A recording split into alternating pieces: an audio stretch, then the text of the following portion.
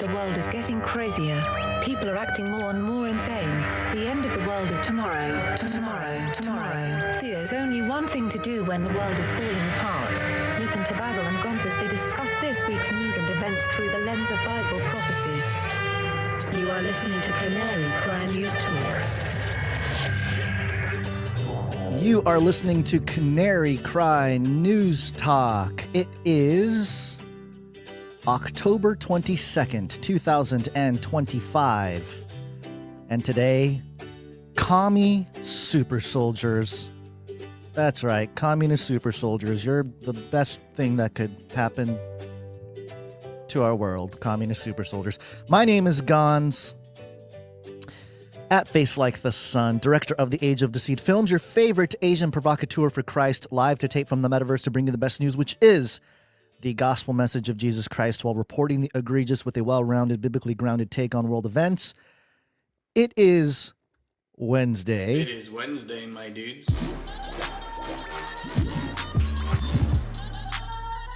Wednesday. And I am still solo, as you can see. Basil will return soon. I did ask him if he had a message for the people as I was about to go live, and he has not responded. So he just ghosted me. He put me back into his pocket or something like that as he's getting chased by some sort of wild creature somewhere out there in space and time. Okay, what is going on? How come the stream is so low in numbers? I'm not sure. Yeah, we get censored. Maybe the word commie or something in the title is probably not the best for the algos there. But today just so happens to be, according to the Canary Cry calendar, which you can get if you are part of the Supply Drop team. Those are people that are supporting the podcast every month for $33.33. It's a secret club, and you'll get some swag every quarter. Part of the swag is the Canary Cry calendar, if you're part of it in Q4. And the calendar states that today is the anniversary, I guess. I don't know. I don't know what to call it. Is it an anniversary? The Great Fire of Antioch back in 525 AD, alongside a massive earthquake that devastated the city during the Byzantine period. And it's exactly 1,500 years ago when this happened today. So very interesting.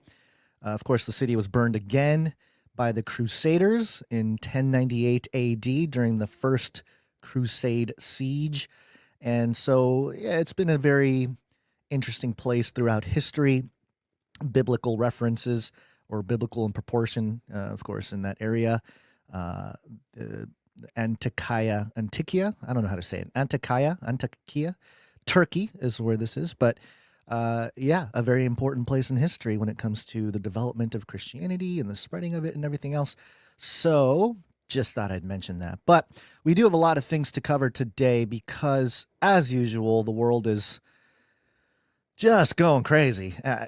I guess I will not rant about how crazy the world is to start the show because you already know that. I don't think you need me to tell you how crazy the world has gotten and continues to get.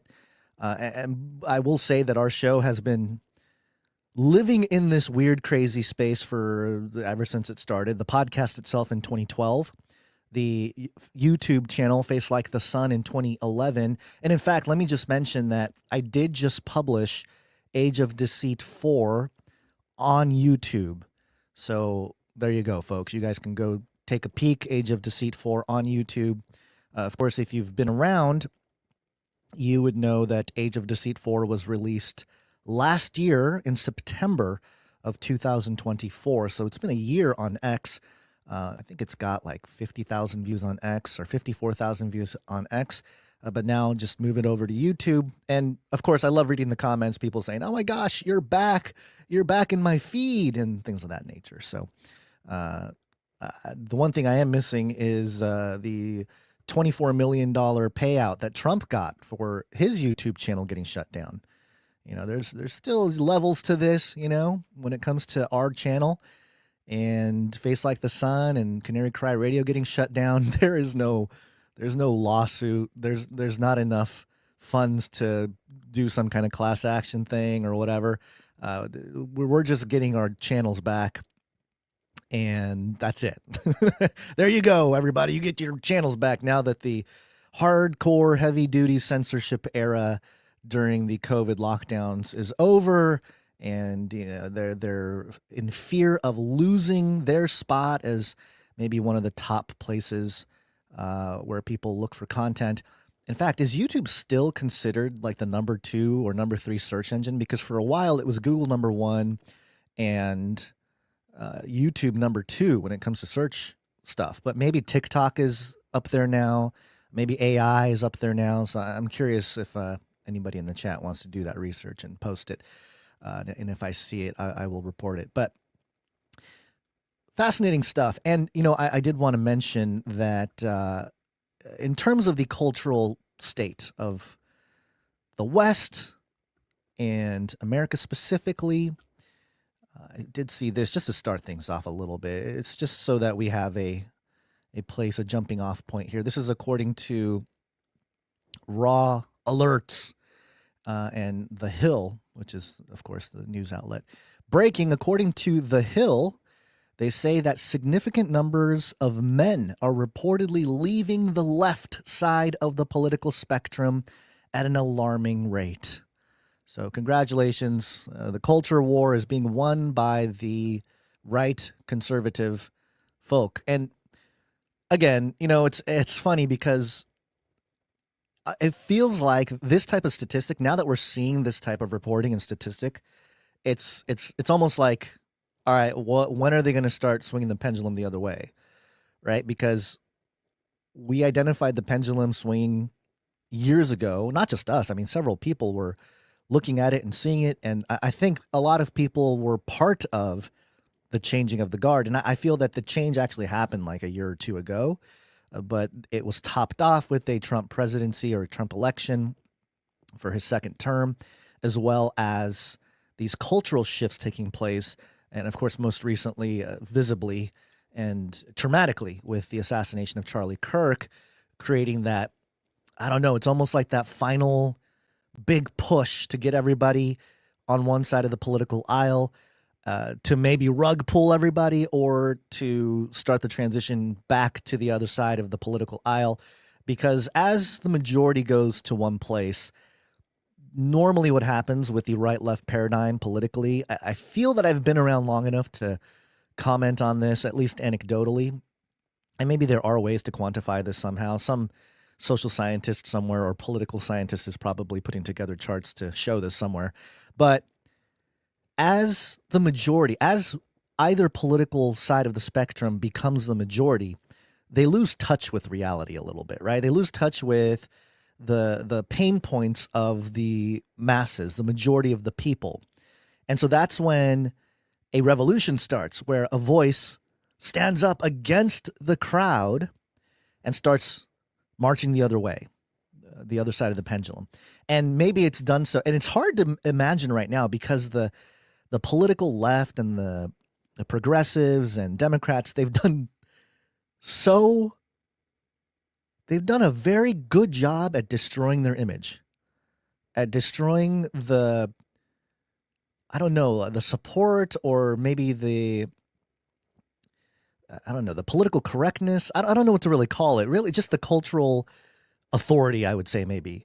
They've destroyed it very well. They had 4 years to do it with Biden in there as president, which is funny because now, with so many things happening and changing, the Biden years kind of seem like a little bit tame now. It's like, oh, okay, well, yeah, Biden was in there. He didn't really do anything, but maybe that was for the better because now we have Trump and stuff. The part of the White House is being torn down. They're going to, somebody sent me a meme, they're rebuilding some of the stuff and they're you're reconstructing a ballroom and stuff like that. And of course, and I was going to mention it at a different point in the conversation today, but just because I brought it up now, Gavin Newsom's posting pictures on his X account. Donald Trump doesn't want you to see this picture. He's literally destroying the White House. And there's a photo of part of the White House, which I believe it's being reported as like the Democrat side of the White House, completely demolished to rebuild a new ballroom hangout area. And some people were sending me some memes through the text message alert system, which anyone can do. If you're not signed up, definitely do. It's a way to stay connected with us. Text the word Canary to 877-740-3226, and we'll send out a text message every time we're going live. But the meme that they sent was a picture of the White House with the wing that's being reconstructed replaced with the Trump Tower. So I think the idea is communicated well there. That Trump, the real estate guy, is just rebuilding the White House, making it better. And maybe he's just going to build a Trump Tower right in there, right into the White House. So that would be interesting. But there's a lot more stuff going on of biblical proportion, of importance, I would say. So let's jump right into things here. And we're going to start off with the quantum computer.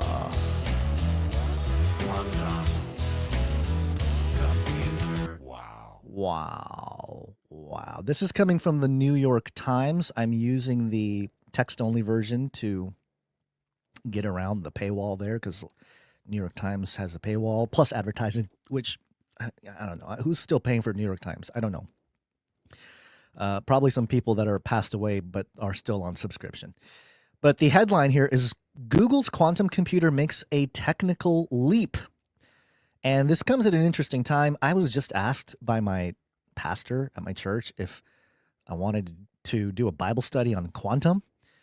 And at first I thought, I don't know. But now, there's things happening with quantum computing in general that's starting to hit the mainstream. Plus, I did a little digging, and this is expected, and this is not new. So this is not something that I think anybody watching or listening would be surprised about. But a lot of conversations with quantum computing or quantum physics or quantum realities, if you will, they are being picked up. If they are being picked up by certain Christians, they sometimes are inadvertently, or maybe on purpose, promoting a type of mysticism or like a new age type of thought that is, they're using Christian terminology, but it's not exactly biblical. And so those are things and that's what sparked me. I was like, okay, maybe I do have to step in and maybe lead this conversation or Bible study about quantum, just so we can get a grasp on what it is, what the technology is, what it isn't, and how we as Christians might need to navigate as things continue here. I have always been one to not necessarily try to create dogma or doctrine or, create some kind of belief system that everyone has to abide by. And of course, it's easy to do when you have a platform and you have thousands of people tuning into your podcast or your YouTube channel or something. Trust me when I say that there were times when it was like, wow, I can say certain things, like almost anything. And not that, I'm so great or anything, but it's just that when you have a platform on the internet, you can say something and people will just buy into it, and they'll be like, oh yeah, that thing is, whatever. It's the Gans model of theology or something, and they'll run off with it. And I've never wanted that. I've never wanted to go in that direction because it's a slippery slope into a cult, number one.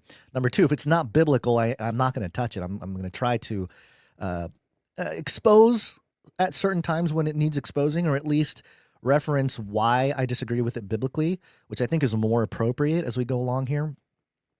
But I do think that having some sort of outline or blueprint as believers using this technology as it continues to progress is important.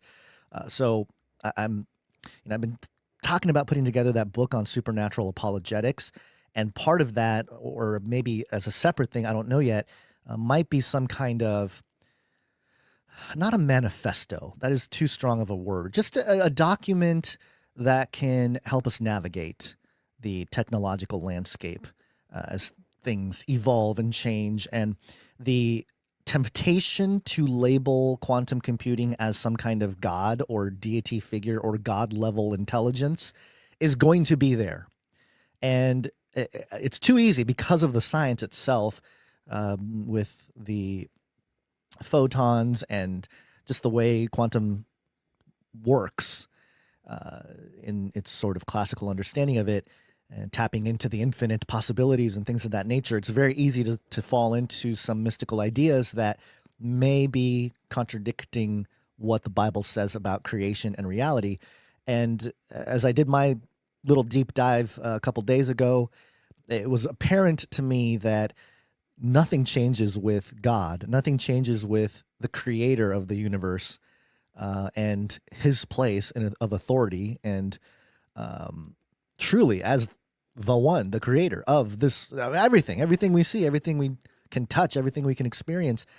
That doesn't change with quantum computing. So, it's something that I think needs to be addressed at some level. But let's dive into this article from the New York Times. I think it'll summarize a little bit of where they're at, and we're going to hear and see some things that are pretty familiar if you've been tracking this with us. But if it's your first time, you might think, wow, that's crazy. This is really going to change the world. So here's what it says. As a postdoctoral researcher at the University of California, Berkeley in the mid-1980s, Dr. Devoret helped show that the strange and powerful properties of quantum mechanics, the physics of the subatomic realm, could also be observed in electrical circuits large enough to be seen with the naked eye. That discovery, which paved the way for cell phones and fiber optic cables, may have greater implications in the coming years as researchers build quantum computers that could be vastly more powerful than today's computing systems. That could lead to the discovery of new medicines and vaccines. Woo! I love that the first thing they think of is we need more medicine and vaccines. Now that we have a supercomputer that is, or a quantum computer that is 15 times more stronger than a supercomputer, what's the first thing to do? Let's make medicine and vaccines, as well as cracking the encryption techniques that guard the world's secrets. Ooh, all the world's secrets. And yes, that is the long-standing concern with quantum, is that once quantum computing is online and it's able to truly operate at a level that is only theorized currently, then the current encryption methods, a lot of it is based on SHA-256, which was an NSA creation, an encryption that the NSA created, which of course is part of the encryption for all of your browsers, your emails, your password protection apps, and things like Bitcoin and cryptocurrencies as well. At least with Bitcoin, it works off of SHA-256, the same algorithm that the NSA created. All of that would be cracked and broken through. Now, it's a little bit of a cat and mouse game because, we have this race for quantum. We got nation states trying to build quantum computers. We got big corporations trying to build quantum computers. So everybody's in on trying to be the first ones. And I'm sure the governments at the highest level are tapped in with these corporations, whether trying to stay ahead of it or stay in the intel for themselves or for their countries, or, trying to collect intel on other nations and where they're at with their quantum developments. But the race is, if it is to be that somebody like Google are the first people to crack this and really bring it online, and here we go. Wow, look at us. We're able to crack everything that is currently encrypted on the internet. Everything. Of course, the temptation will be there to just do it, and they could if they want to, right? They can just be like, all right, let's just end the old internet. Let's expose everything. Boom, click of a button. Of course, that's going to require a lot of power and energy, so it may not be the easiest thing, but the more likely sort of fear that they're peddling out there is that it's not going to be a government or an institution or somebody official that is going to crack quantum computing. It's going to be some kind of rogue group, and they're the ones that are going to hack everybody's computers and everyone's passwords and the world's secrets. They're going to be the ones to hack the world's secrets. Well, we know, if we can follow the patterns of history, most of the time it's not so simple as, hey, we figured it out, but the bad guys figured it out before the good guys, and so we have this issue out there. it's usually the same people or the same group or perhaps the same spiritual entities, the same principalities and powers who will issue this type of technology into the hands of the large corporations and countries and everything else, but at the same time, encourage a counter movement that is public. And in that way, they have a controlled opposition. And controlled opposition is a great way for policy making. And it's very hard to just step in and be like, look, we have this thing, the capabilities are this, that, and the other thing. And if we don't have these laws for quantum algorithms and computing, then, the worst can happen. Well, it's one thing to say that and try to get some legislation passed through. It's a whole nother thing if there's a quote unquote rogue group that hacks into some email service and every single email is leaked, that you've ever sent or whatever from that account. That type of hack or use of the quantum computing capabilities it'll be an emergency. They will pass legislation while everybody is asleep, So that's kind of the concern, is that they will manufacture this type of crisis that will expose a whole lot of things on the traditional internet, and that will force everybody to go quantum very rapidly. But I don't know if it's going to happen immediately. I think it's going to take a few years to build out the infrastructure. And at a certain point, I do believe that there will be a switch that is hit and everything will move over to the quantum computing infrastructure. But it may not be one or the other. I believe there will probably be a flippening at some point, but more than likely, it's going to be a slow trickle process, much like AI. If you have been paying attention to AI, we've been looking at AI for years.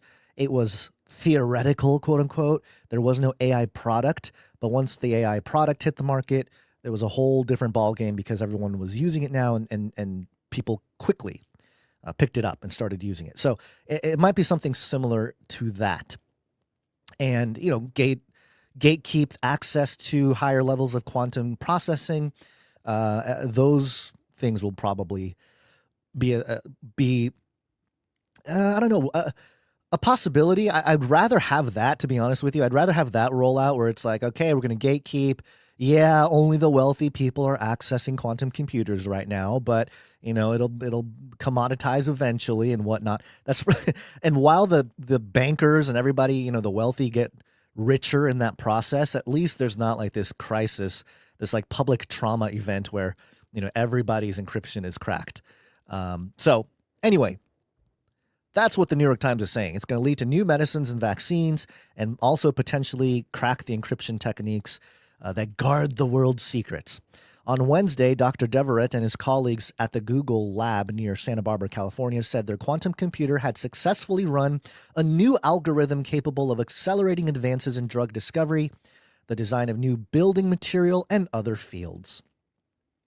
It does feel like they're getting ready to release hidden technology. I'm just going to straight up say it. I don't think this is new. I think this is old. Obviously, there's nothing new under the sun, biblically speaking. But in terms of the technology, the new building materials, right?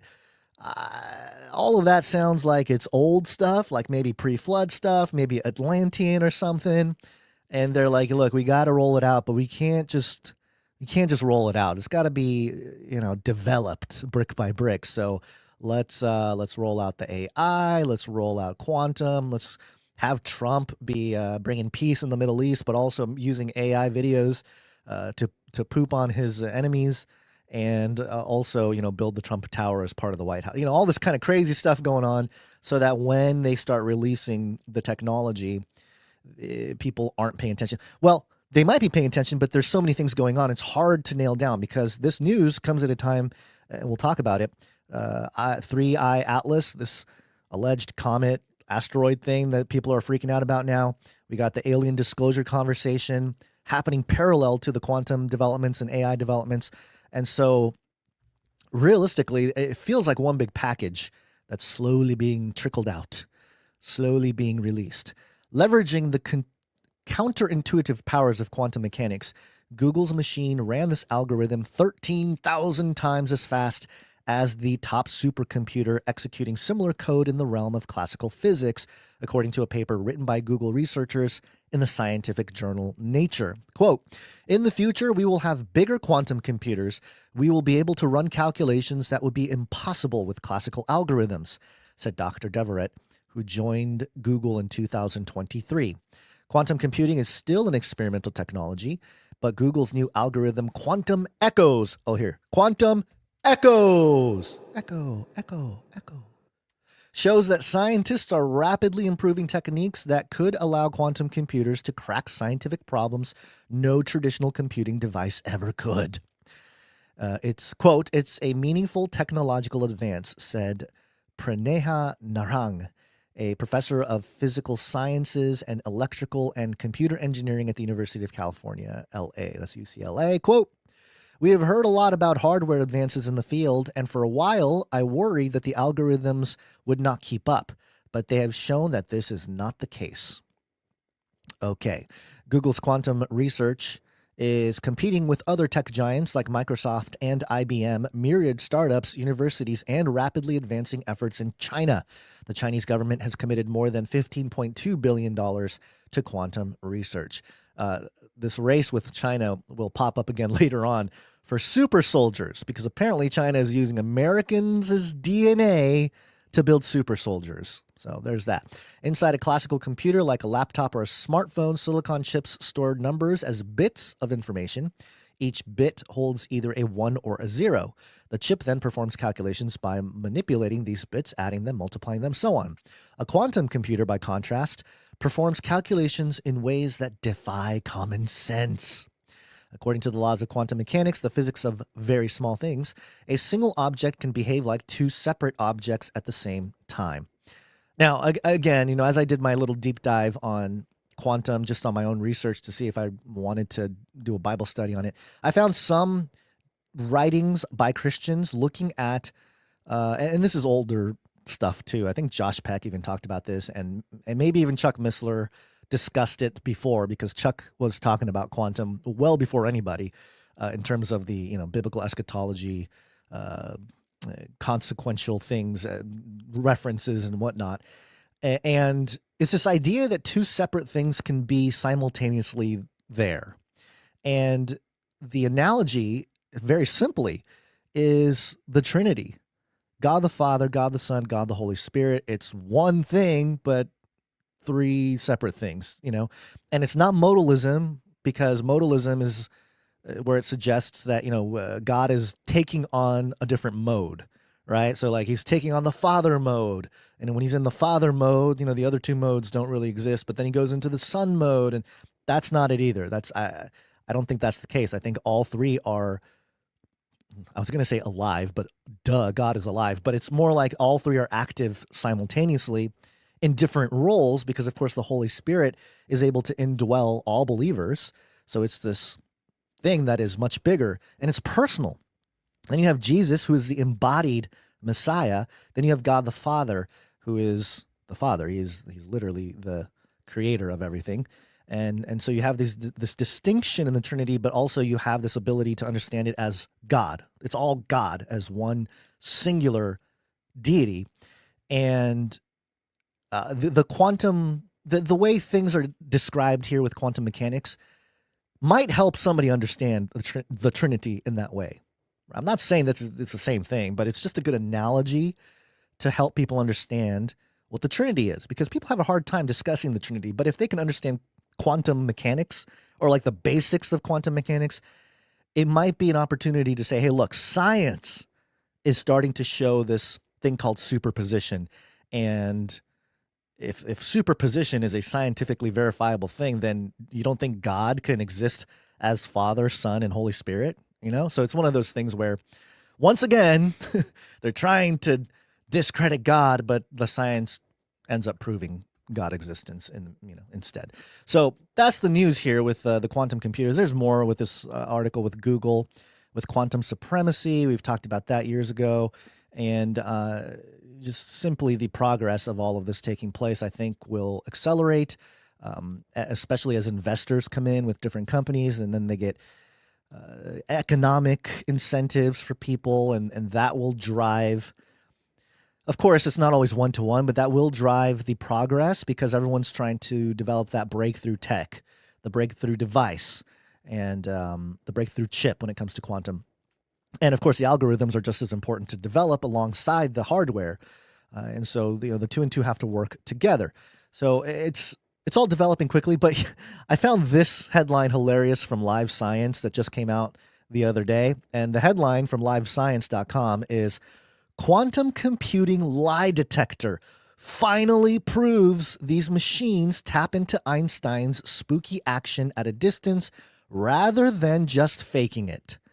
Sub-headline: Researchers developed an experimental method for confirming quantum activity in a quantum computing system.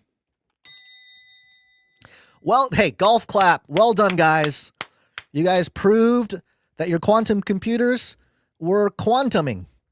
That's great. That's fantastic because, there were a lot of people that were saying like it's all nonsense, it's all fake, especially back in the day, when 2015, 2016, we were covering quantum computers and, D-Wave is out there with their machine. It's all flashy. It's like this big black box that says D-Wave.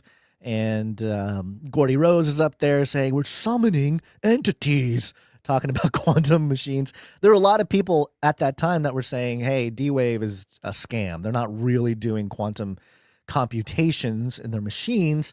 They're trying, maybe they're close or they're on the way, but they're not really doing it. Well, according to Live Science, they made a lie detector for the quantum computer, and now it is confirmed that quantum computers are in fact quantum computing.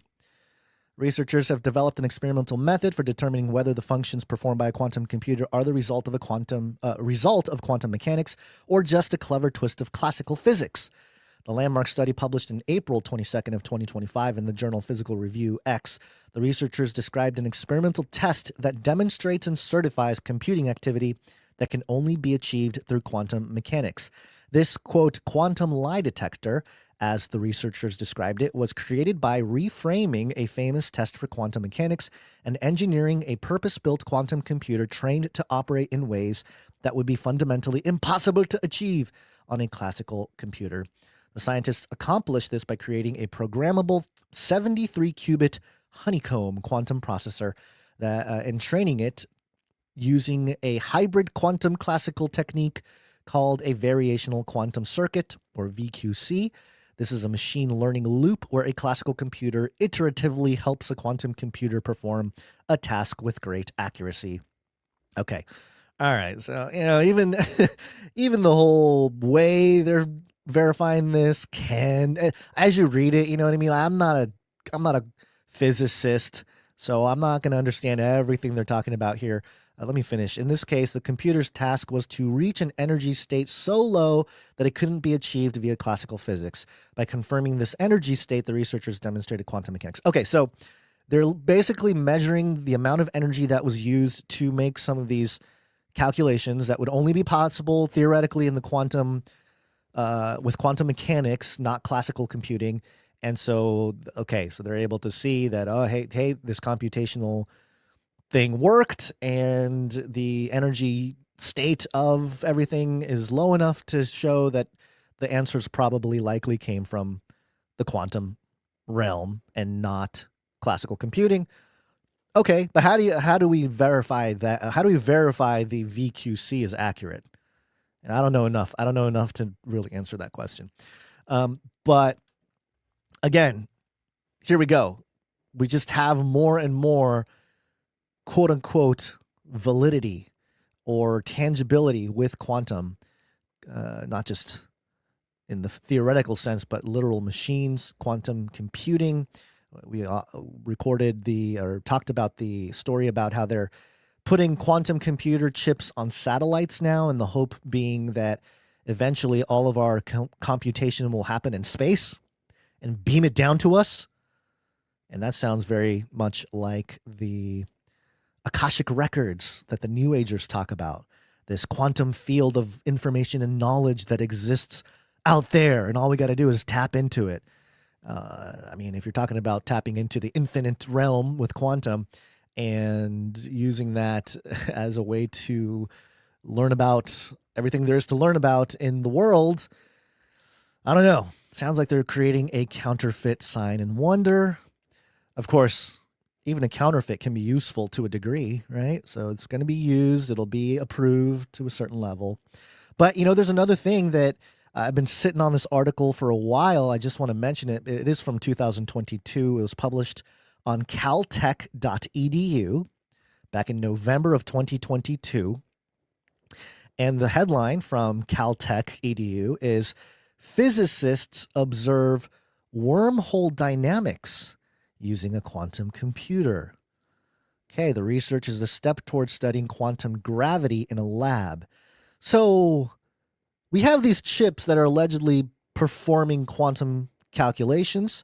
We also have the algorithms that are allegedly keeping up with the hardware in terms of facilitating the calculations or the requests and the input output, which has always been a black box. If you've studied the history of cybernetics and technology, they've called it a black box because they put in the input. Oh, they get the answer. We were getting the kind of output we want. We don't know what's happening inside the box, but hey, it gives us the answer. So let's just keep moving on with it. So the same process is also creating quantum gravity. Like it's having some kind of effect in physical creation that it creates some kind of gravitational, what is being called by Caltech as a wormhole dynamic. Huh. All right. I mean, we're just speculating at a certain level, folks, but the Bible does talk about the abyss opening up and some creatures coming out of it and stuff. There's all sorts of wild imagery that doesn't sound so wild in 2025.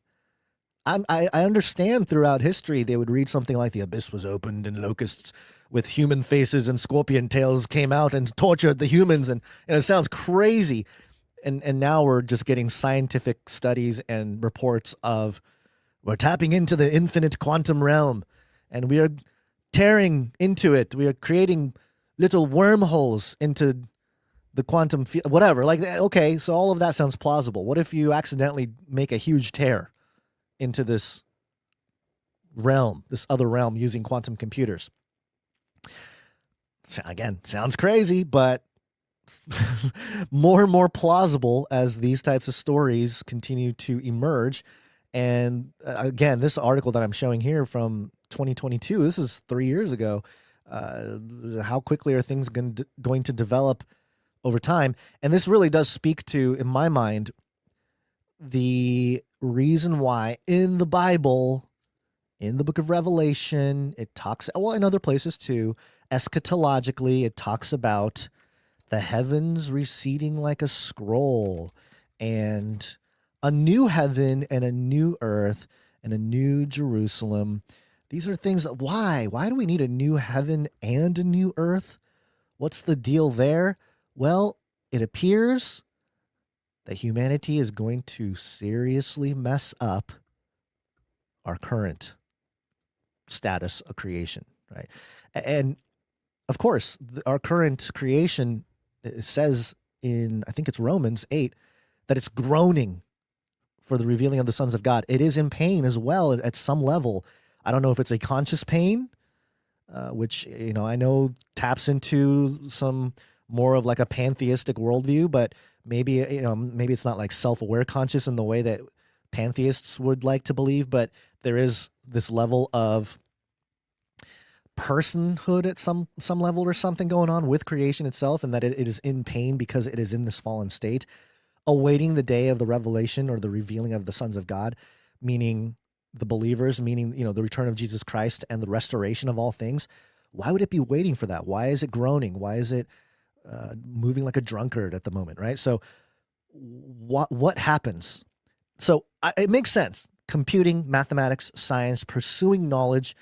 And why are we even doing that? At a very deep foundational philosophical level, we are, as a humanity, when I say we in this case, we as human beings, as human society, we're pushing the science and technology not just because we can, but in the minds of many, it's to help solve the problems that exist in this world, whether it's hunger or disease or whatever it is, right? They're under the impression that they're here to save or to heal the world, right? And I think that notion feels noble if you're in it. If you're a scientist pushing for quantum, it's not just pushing for pushing's sake. It's actually to make breakthroughs that will make life easier or better or heal or do all these things that seem impossible in the past. Well, in that process of pursuing to fix creation and fix man, it's plausible and highly likely that humans, number one, can't do it to the fullest. They can start doing it.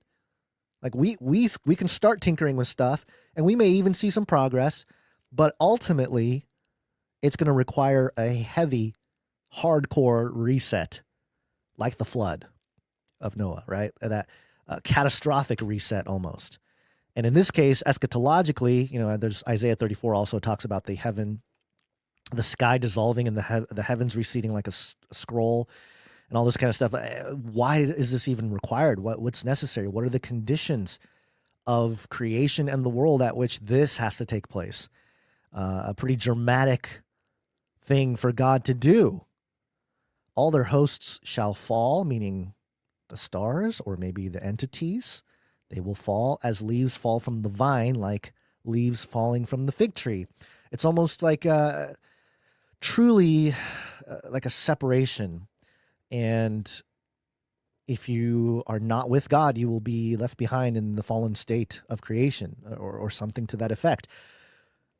It's part of biblical eschatology that I find fascinating. The idea of restoration and a physical restoration that begins with a spiritual restoration throughout history. It all makes sense because of the convergence of the material world and the spiritual or supernatural world, which has always been one and the same. But of course, with the advent of the Enlightenment and the last couple hundred years, it was separated, and now it's coming back together. And it's at a point where technology and science and mathematics is much further along. And so the application of some of the things that taps into the unseen and spiritual and supernatural realms, they are more easily quantifiable and in terms of a scientific worldview. And that's going to cause the whole world to start seeing everything in a more mystical or enchanted way. And so that's where I think as believers, it's like, yeah, Christians, and it's not just Christians. I think there is a part of this conversation where we have to link arms, not necessarily to agree wholly with another religion per se, but there is a level at which you can say, yeah, people that believe in God, like just a theist, a monotheist specifically, or even other theists, if you're a deist or a polytheist or whatever, that there is something that is more than meets the eye when it comes to the whole of creation and physical reality. The physical reality is just a symptom or just a part of what's really here, what really exists. And there's a whole lot that we can't see that is actually there. And again, this is something that the New Agers would agree with, or some other religions would agree with. And so I think at that level, you can say, okay, yeah, we're all seeing this. But then I think where the biblical worldview and the Christian worldview and the Bible separates itself is in these details eschatologically, where it's like, look, there are these prophecies that sound more and more plausible as we develop the science and technology that are tapping into these realms, these unseen or untangible realms, and use it as a warning. It should be a warning as to where our allegiances should lie, because ultimately the prophecies in Revelation 13 with the mark of the beast and the image and all this kind of stuff, it almost seems like tame, where it's almost like so obvious that it's like, yeah, of course that's going to happen. And we know that that's the case with the people building it in Silicon Valley, as well as more and more people that are recognizing that there's something going on here that's not normal in the sense of most of human history, most of recorded and known human history anyway, that it is a unique time. And in that way, we are living in some fascinating times that many people, many generations before us would probably love to be a part of. They're probably if they're in heaven, they're watching, eating their popcorn or something like, hey, these are the generations that were talked about. And I also see that in the sense of our genetic changes as well as part of this messing with the building blocks of creation. So yeah, I know everyone's fairly familiar with that, but I did want to go on a little rant with that because the quantum computing stuff is going to continue to get out there, and there's going to be a lot of confusion, in my opinion, when it comes to how a believer or follower of Christ handles this topic. Because now that so many people are up to speed on the basics of quantum, it's almost like, it's easy to either fearmonger, exaggeratedly fearmonger, like make it way more scary than it actually is on one end, but also promote this unrealistic utopia as well, where it's like, oh, this is going to solve so many problems with, all the limitations we have in current computing and AI and even blockchain type stuff.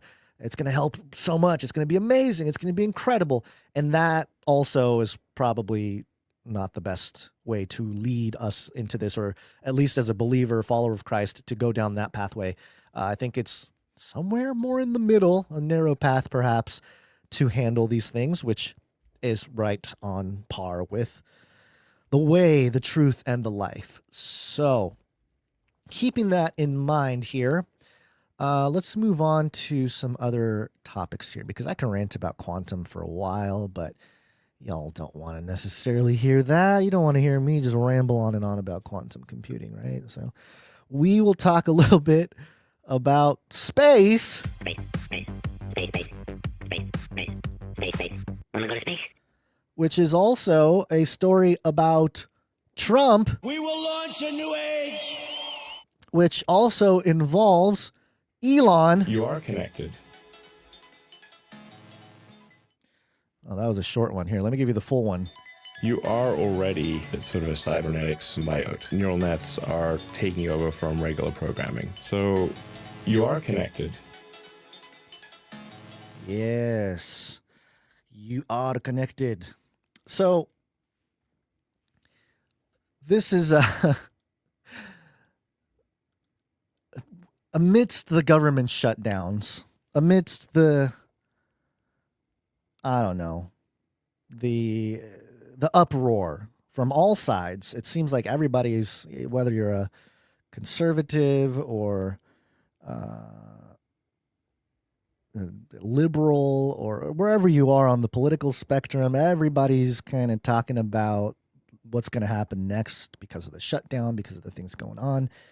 And amidst all of it, and amidst this crazy stuff happening with the 3I Atlas asteroid thing that everyone's also discussing, NBC News reporting a call for Trump to help end shutdown, and Musk picks a fight with NASA's chief. This is a morning rundown from this morning, but I have it here because it just summarizes some of the things going on here. The shutdown thing, I'm not going to spend too much time on because obviously we know about the shutdown. There's some politics happening with who's supposed to be in charge to negotiate the terms to end the shutdown. Trump's not doing it. Got to ask this other guy, but the other guy's not doing it. So who's going to do it? And just sounds like a bunch of it really does seem like filibustering to keep this keep the shutdown going, and Trump making his political moves while he can when the governments are shut down. And in the meantime, of course, he's trying to rebuild part of the building there as well. And let's see, here we go. Let's jump onto the NASA thing because that's the part that I think is interesting. NASA eyes other options for moon landing as Musk's SpaceX falls behind. NASA's acting administrator Sean Duffy announced this week that in its quest to return astronauts to the moon, and to do so before China puts its own boot prints there, the agency is open to using moon landers from competitors to SpaceX. The announcement provoked the ire of Elon Musk. Musk, the founder of SpaceX, took aim at Duffy in a flurry of social media posts. Yes, intelligence allegiances, of course, which is funny because, okay, it says attacking his intelligence in recent efforts to the helm of the space agency. Quote, Sean Dummy is trying to kill NASA, Musk wrote on X, which he also owns. And yeah, so the Starship is supposed to be part of what's going to help get people back on the moon through NASA.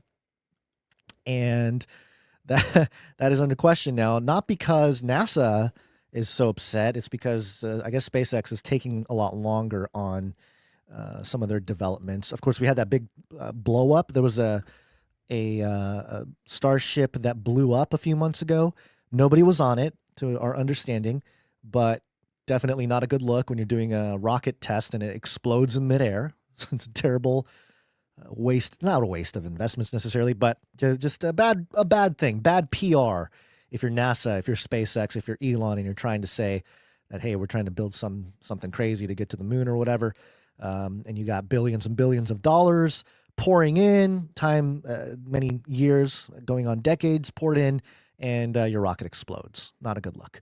But the Hindustan Times here, just to tie it into Trump, the Hindustan Times, which, of course, with the Smith-Mundt Modernization Act as it stands currently, is a way for American propaganda to permeate the world, especially America. They use places like Hindustan Times.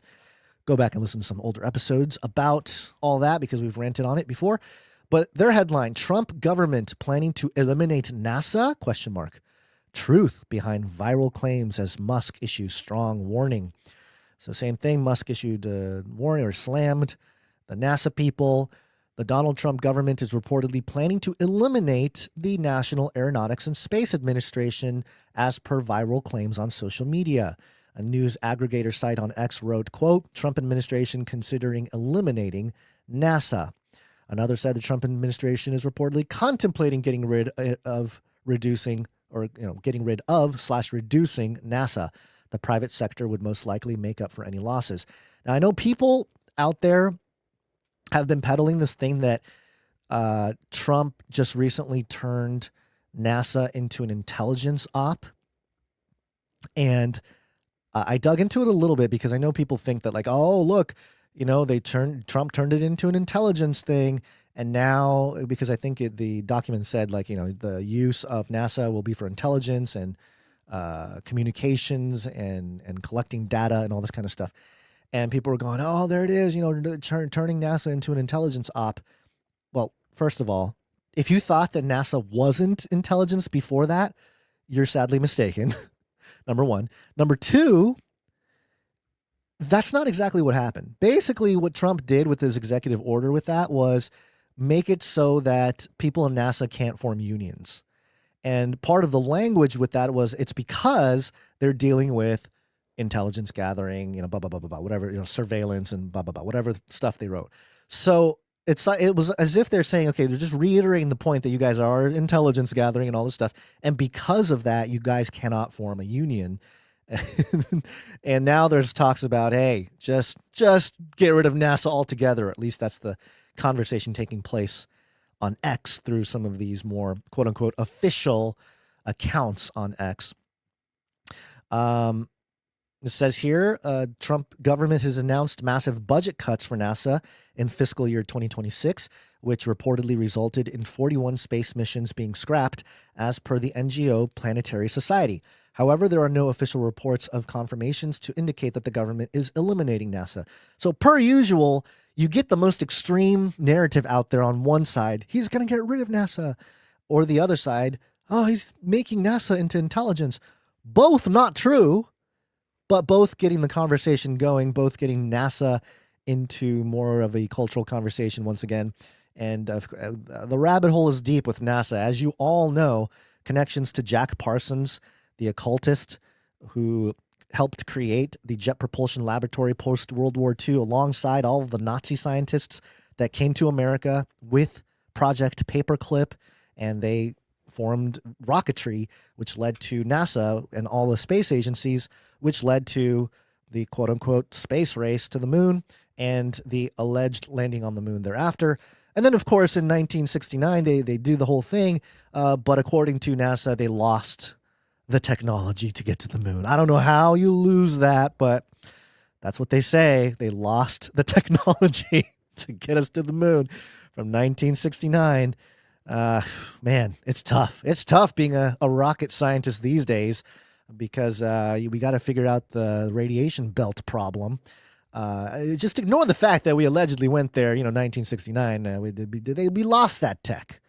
We lost it. We don't know what happened. But anyway, I find it interesting in the context of the 3I Atlas situation. And the 3I Atlas, of course, is the asteroid, comet, I guess, that is cruising behind the sun at the moment. And according to the dailymail.co.uk, this is just published a little while ago, about an hour ago. NASA quietly deploys planetary defense tools after interstellar visitor shows odd light behavior. Okay. Now, I think in the last episode, I talked about some documents from the 1980s that discussed specific space weaponry that would help in this type of scenario. I need to dig it up. I meant to dig it up, but I got distracted with the quantum stuff. But this is another one of those cases where there is public documentation of government documentation of programs with scenarios outlined that resemble this type of situation. Let me see if if I can pull up.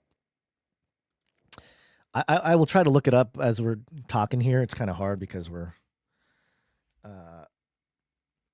doing the show live, and normally Basil can talk or something while I'm doing it, but since we're both here, let's see. I forget. There's a specific term or word, or maybe it's in the Cosmic Endgame, the book that I wrote in 2014 that was never published. Let me pull that up real quick because I know I talked about some of that in here. It was there's a specific phrase that I want to dial in on, and I can't remember if it was like, I don't think they used the word alien, but I think they might have used the word extraterrestrial, because extraterrestrial doesn't mean alien. It means extra, terrestrial, like terrain, So in a certain way, a comet can be extraterrestrial. So let me see here. Let's see. Did I use the word extraterrestrial in my book that I wrote a long time ago? Yes, I did.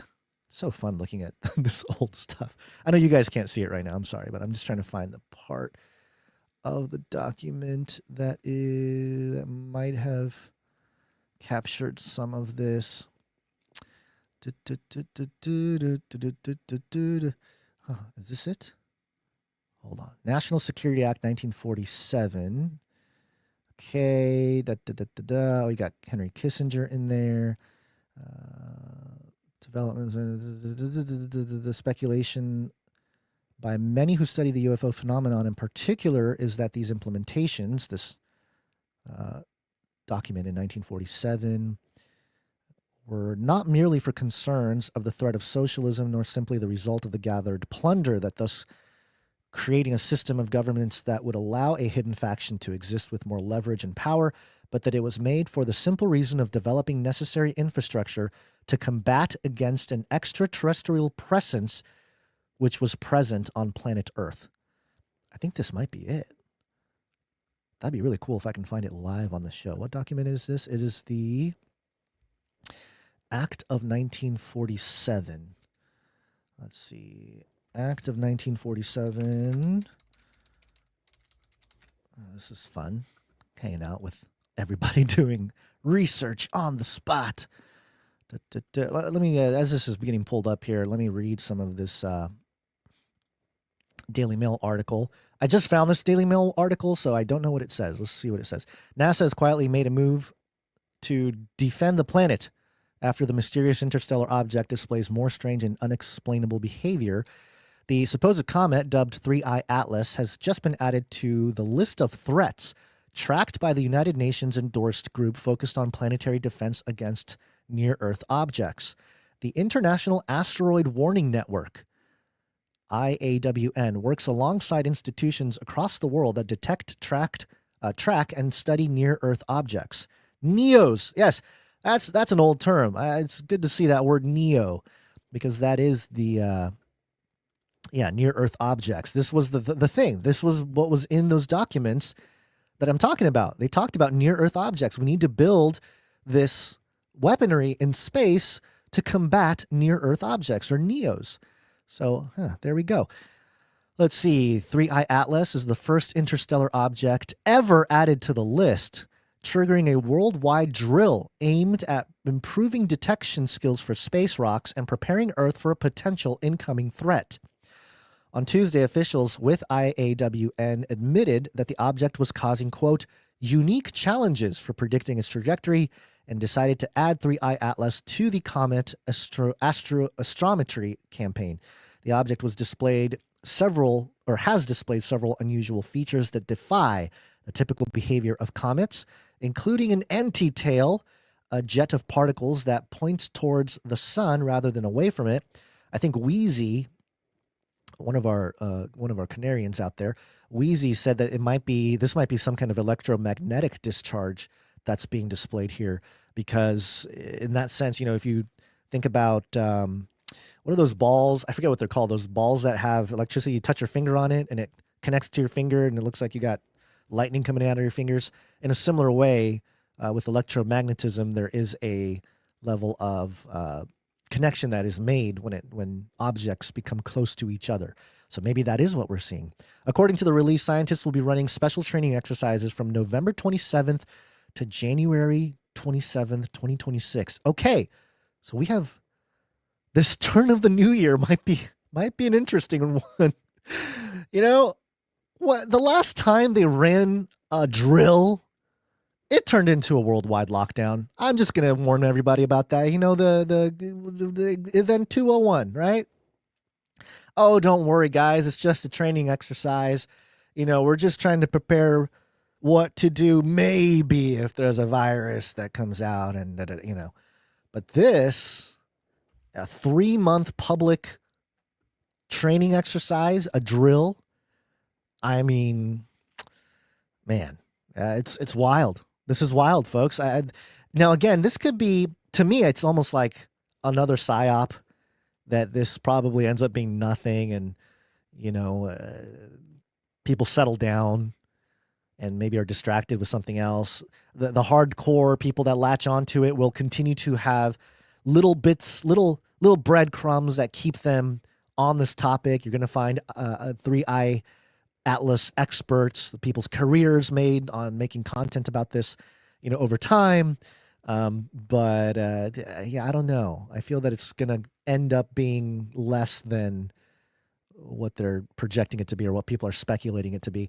But also, it's a great, again, propaganda tool, alongside a lot of government disclosures taking place with the whole alien UFO conversation. And given the quantum conversation, touching back to that from earlier, if we are able to manufacture new things, new medicine, new vaccines, and new materials, that's probably the most important thing when it comes to quantum and AI, is producing new materials, physical materials that can only be thought of with the AI. That makes sense in the context of, hey, maybe this is a substance from another place in the heavens. So, yes, very interesting. The Daily Mail reached out to NASA on Wednesday. Good for you, Daily Mail. Good for you. That's some investigative journalism happening. Daily Mail reaching out to NASA. But the agency maintained that the entire space program is, quote, currently closed due to an ongoing government shutdown, and did not comment further. Yeah, that's the other thing. Why is it? This is a perfect timing. When did the aliens show up? Oh, when the Democrats shut down the government. Look, hey, I'm not going to say I told you so, but I've played this ISO many times because it's a fun one. Joe Biden did warn us. He did warn us about something very specific. If I can, if I can find it. Where's my Joe? Where's my Hairy Legs Joe jingle package? Hold on one second. Here we go. Let's see. Oh, there's 2 pages of Joe ISOs. There's so many Joe ISOs. I don't know why we don't have as many Trump ISOs. I feel like we should have more Trump ISOs. But he said a couple things. He said many things, actually. Where is it? Come on. Well, we know this one. This is not about freedom or personal choice. We know that, Joe. You've told us before. This. Armageddon's on the way. Armageddon is on the way. That's what Joe told us like 3-4 years ago. So Joe, Hairy Legs Joe Biden, might have been right. Once again, maybe 3i Atlas hovers over the Earth, and the first one that gets beamed up is Joe Biden. He doesn't know what's going on. He's like, oh, what's going on? And then Trump posts an AI video making fun of him or something. I mean, that's basically where we're at, folks. That's where we're at. So we're probably going to hear a lot of hype about 3i Atlas the next few years. Now, Avi Loeb, who through the grapevine, there's somebody that we have not access, that's not the right word, but contact with, that has interviewed Avi Loeb in the last few weeks. I don't know if we can get Avi Loeb on, but he is, Harvard, Israel, the whole thing. And he basically came out and said, go on vacation before October 29th because everything can change after October 29th, 2025, which is in 1 week. So 1 week from today, everything can change, folks. Everything might be different. That is not a warning. So that's Avi Loeb warning about us. That's the 3i Atlas thing that the Daily Mail is associating with NASA. Now, if the government stays shut down, there's so many scenarios with this, because on one hand, you can say, okay, government fires back up later this week, maybe on a Friday, they come to a deal, or next Monday, boom, government, opens back up. And boom, NASA makes the announcement, everything's fine, everything's chill. And then, of course, more conspiracy theories all over the internet of like, hey, how did the Democrats prevent the alien? The Democrats stopped the alien invasion, or, the Democrats made a deal with the aliens, whatever. Like, whatever narrative gets spun up after that, it might benefit the Democrats. Because, like I said at the beginning, we're going to see the pendulum start swinging the other way at some point. In the next few years. It may take years, folks, because we are kind of at the critical mass of conservatism, but it doesn't just swing to one side and then like immediately swing back, right? It swings into that territory, stays in that territory. There's a peak, and then even as it comes back, it's in that territory for a while until it reaches center point, right? And then goes into the other side. So it's going to be a while. It may even be another presidency.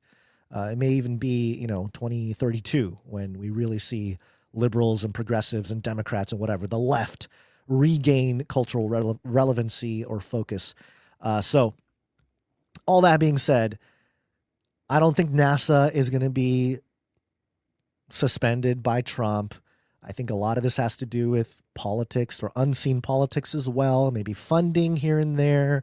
Of course, with Doge, assessing things over the first part of the year, we know that they were going to make cuts all over the place, and maybe this was one of those cuts, and that's why Elon specifically, going after NASA and vice versa, because of some of the work that Doge, the Department of Government Efficiency, did in cleaning up some of the waste of an organization or institution like NASA. So I think it's a lot more of that going on than anything too crazy. At least at the sort of natural level. Always things going on in the supernatural that we may not grasp or understand. But there you go. That's the main NASA story with Trump and Elon. And let's move on a little bit with other things here. Oh, here we go. So let me go back to the ballroom thing real quick, because it is still under the Trump topic here, but it's also Newsom science. It's Newsom science, baby! Ha! Gavin Newsom saying Donald Trump doesn't want you to see this picture. He's literally destroying the White House. And again, a photo taken from the side of the deconstruction of the building to rebuild. Which Gavin, the opportunity, the taking the opportunity, Gavin Newsom, and this is a good job, Gavin, for recognizing this opportunity.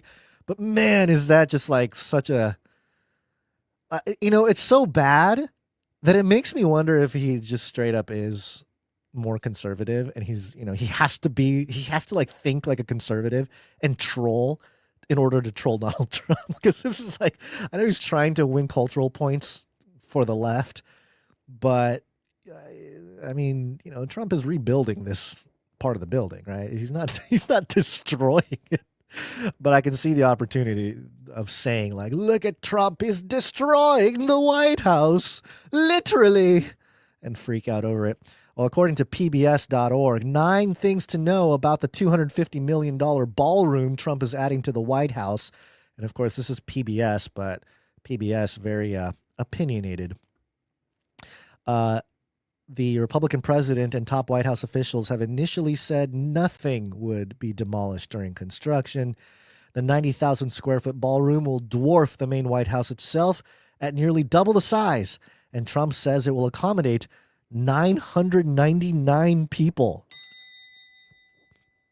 Why don't we flip that upside down and see what that's about? But also, why 999 is like this weird reference to Rodin's equation for perpetual energy. I don't know. Yeah, I'm just pointing things out. Trump said on social media that the ballroom won't cost taxpayers a dime because it is being privately funded by, quote, many generous patriots and great American companies and yours truly. Such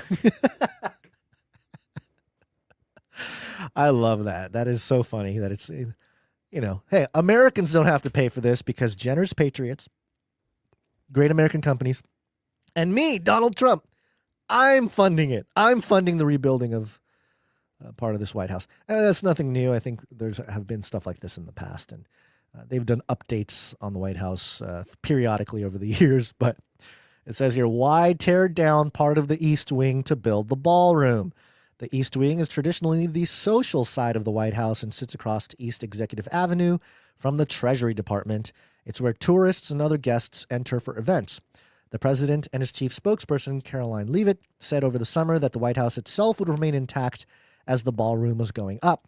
It'll be near it, but not touching it, Trump said. Nothing will be torn down, Leavitt added. That turned out not to be the case.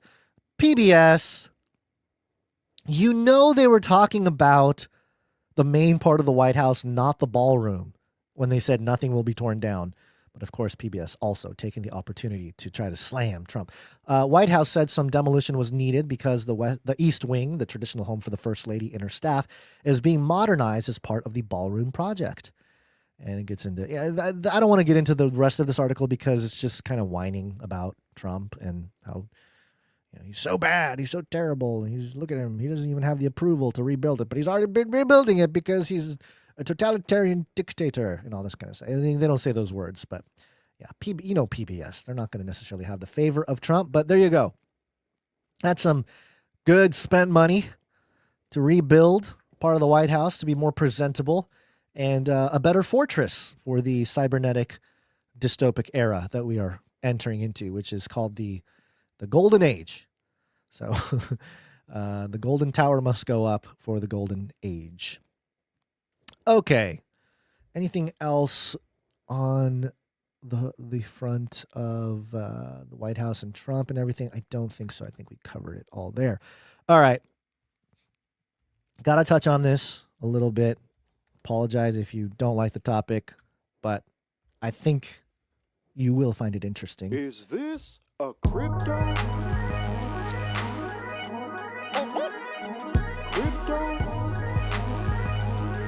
Do I look like I know what a crypto is?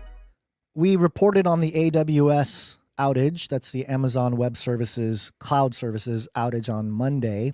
And we know that caused a lot of issues, but it was a commercial for certain uses of blockchain and exposed some of the other big crypto projects that were not entirely built on decentralized systems. And this is one for maybe the tech team to pay attention to. The Canary tech team needs to pay close attention to this because, in 2021, 2022, we heard about NFTs and people buying pictures of monkeys that's on the blockchain for hundreds of thousands of dollars, some for millions of dollars. And, the world was changed. We are now, Sotheby's is auctioning off a picture of a pixelated picture of a punk for, 30, 40, 50 million dollars. So we live in this different world of digital collectibles. Well, as it turns out, many of those projects were built on Web 2 infrastructure, which are still centralized systems. And so this is Futurism.com. This is not some weird blog or something. It's Futurism.com. And their headline here, oops, the AWS outage took down everybody's bored apes. Cannot load image. And so if you're on a marketplace like OpenSea, which is one of the biggest NFT marketplaces, and you pulled up the Bored Ape Yacht Club, which was a very famous pictures of monkeys that got very popular in the last, or I guess it was the first NFT cycle a few years ago, their pictures didn't load because the image itself was being stored on Amazon Web Services. Now, the smart contract that held the picture, or, that held, or, it represents that NFT was in fact on Ethereum and it's on chain. And that part of it is Web3. But the picture itself was not. The picture itself was being stored on a server on AWS. So when AWS goes down, picture go bye-bye. Now, again, if you had been around and been digging around NFTs for a while, you knew this 2, 3, 4 years ago, right? But now everyone's kind of getting to see it as we move more into Web3 and the technologies that exist in Web3. It's going to be important for people to understand at least what's going on and the difference between things like NFTs and inscriptions. Inscriptions are when you directly inscribe the code for the image onto the blockchain and not just a link that points to another place for that object. So let me read a little bit of what Futurism said here. A major outage on AWS, the tech giant's cloud computing platform that supports vast swaths of the internet, threw the cryptocurrency community into chaos on Monday. I don't know if it was chaos, but okay. The irony of communities that pride themselves on being decentralized being taken down by a centralized failure wasn't lost on users on social media. As Cointribune reports, entire crypto trading platforms were affected by the outage, causing service disruptions for hours. Even OpenSea, the biggest exchange of non-fungible tokens, was hit hard. A screenshot shared by podcaster and Onion social media editor June Sternbach shows broken images of the Bored Ape Yacht Club collection on OpenSea. The images of unbothered-looking primates was once a highly coveted possession among the crypto-obsessed and high-profile celebrities, while being valued at millions of dollars worth of Ethereum each.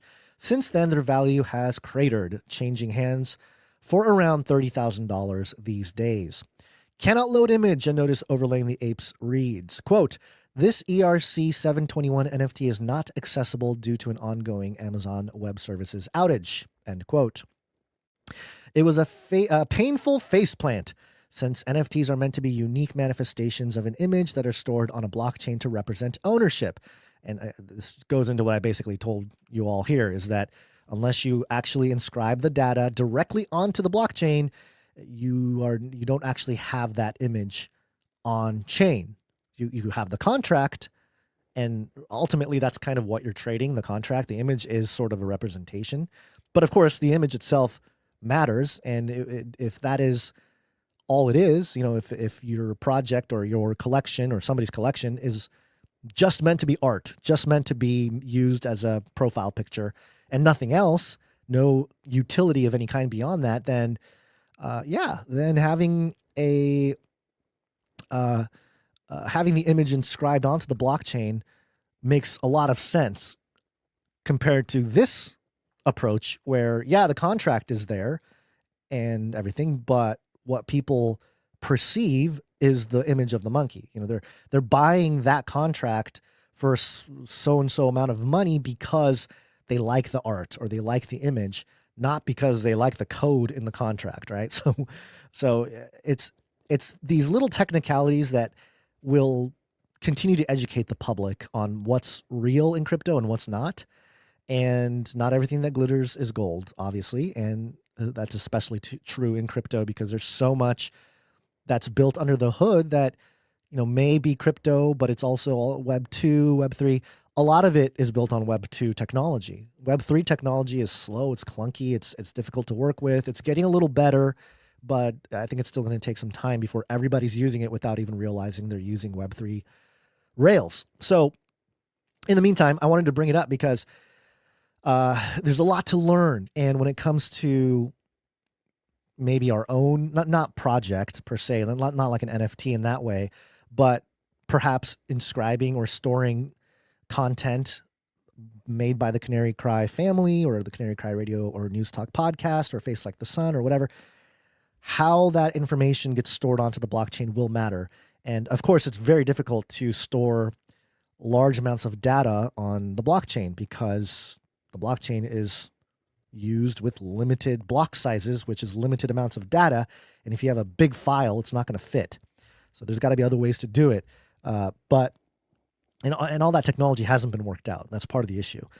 So it's going to take a little development. But I bet you anything, once they start tapping into the quantum computers, the quantum computers will solve those problems. And we'll have quantum locked NFTs and inscriptions in no time. So that's a thing. Now, alongside that story is this other story coming from Cointelegraph. The headline, Coinbase splashes $25 million to revive a podcast from the last bull run. Coinbase has paid $25 million for an NFT that compels the once popular crypto podcast Up Only to restart. Bull market vibes, anyone? Okay, yes, the bull market of 2021 caused everybody to learn about NFTs and crypto, and there was a buzz, especially because everyone was locked in their homes. But the guys who made this NFT and had it up for sale for $25 million, they did it as a joke. I'm going to have to talk to Basil about this. But we could. We could mint an NFT. A Canary Cry NFT, right? The Canary Cry Radio podcast or Canary Cry News Talk podcast NFT. Just one of one NFT. And put it on the market and say, hey, $100 million. And you buy that NFT, it compels the public for more episodes of Canary Cry stuff or Face Like the Sun stuff, right? I mean, that's basically what they did, okay? And then Coinbase bought the $25 million NFT and then burned it. Burning is when you send the asset or coins, either the cryptocurrencies or assets like NFTs, you send it to a wallet that nobody has access to, that you don't have the private keys to. And so what happens is you send it to that wallet and nobody can take it out because nobody has the password, basically. That's called burning in the crypto Web3 world. And so that's why there's a whole bunch of Bitcoin that are lost, quote unquote. They didn't disappear. They're just in wallets that nobody has access to. And in that way they are lost because nobody can move those cryptos. So something similar maybe something similar may take place here. But me and Basil, we will talk. We will talk and see if it is viable to mint an NFT, put it up for sale. Look, 25 million. And guess what they did with this 25 million? Or guess what they did with this NFT? Oh, I just said it. They burned it. They burned the NFT. So it was this marketing ploy. Really what it comes down to. Instead of burning 25 mil, maybe like pick a few podcasts out there, break off $1 million each or something to 25 different podcasts. They could have done that, probably done a lot more good than just burning it. And this is part of a bigger story going on that's a little bit more kind of, I don't know, it's a little bit of a crypto-centric thing, so it's not I don't think as important to necessarily dig into, but it'll help explain why Coinbase did this. And that is the story that I am trying to find here and pull back up because apparently I lost it. The story was basically that Coinbase is spending $375 million on a deal with COMMIE. COMMIE is one of the co-hosts of this Up Only podcast. So here's an article from Reuters talking about it. Coinbase signs $375 million deal for crypto investment platform Echo, which is strange because we just had the news of Google having Google Echo or quantum echoes. But now we have the crypto heavyweight Coinbase said on Tuesday it bought investment platform Echo in a nearly $375 million cash and stock deal aiming to bring fundraising tools to its platform. And so, yes, there you go. They made the deal. Here we go. Echo was founded by crypto trader Jordan Fish, widely known by his Kobe pseudonym. The platform has helped crypto projects raise more than $200 million since its launch 2 years ago. And so there you go. This is the connection, right? So Coinbase buys Echo, this platform, this investment platform, from Kobe or Jordan Fish. And Jordan Fish is one of the co-hosts of the Up Only podcast. And so it makes sense that Coinbase would do a little thing and buy the $25 million NFT to get the Up Only podcast up and running again as maybe a favor, maybe part of the deal. Who knows? But this is, I think this is what's going on with this burning of the $25 million buying NFT. It's the bigger picture being that Coinbase purchased this launch pad that Kobe made, and maybe the deal is $400 million, and they're going to use $25 million of that to burn that NFT as a marketing tactic to get everybody talking, because ultimately that's what they're buying. They're not buying anything legitimate. Well, I shouldn't say that. They're not buying. As far as the platform Echo goes, that is a real platform, I suppose. A brand, if you will, to facilitate crypto investments or a launch pad for projects or whatever it is. So sure, okay, they're buying that. But how do you get people to talk about it? You buy an NFT for $25 million and then burn it. That gets people talking, right? So it's fascinating how marketing itself is changing in Web3, where purchasing the item itself becomes the marketing. And this is actually apparent if you look back in 2021. There are a whole bunch of big corporations or institutions or celebrities, when they would buy an NFT for a large amount of money, that purchase itself became a marketing event, a marketing story for the public. I'm trying to come up with examples here that had this take place, where I believe it was a CryptoPunk that was sold. And I forget the amount and I forget the company who bought them, but let me try to pull it up here because it's relevant to the conversation here. And it's relevant really kind of to the value for value model that we have here, and how, we would not necessarily do something like that where we're buying the attention, literally buying the attention of the public by making a purchase of an NFT. It's a much more of a personal investment thing right now for me personally, for Basil personally. I don't think he really invests. Basil, I don't think invests in NFTs, but let's see. No, that's not what I'm looking for.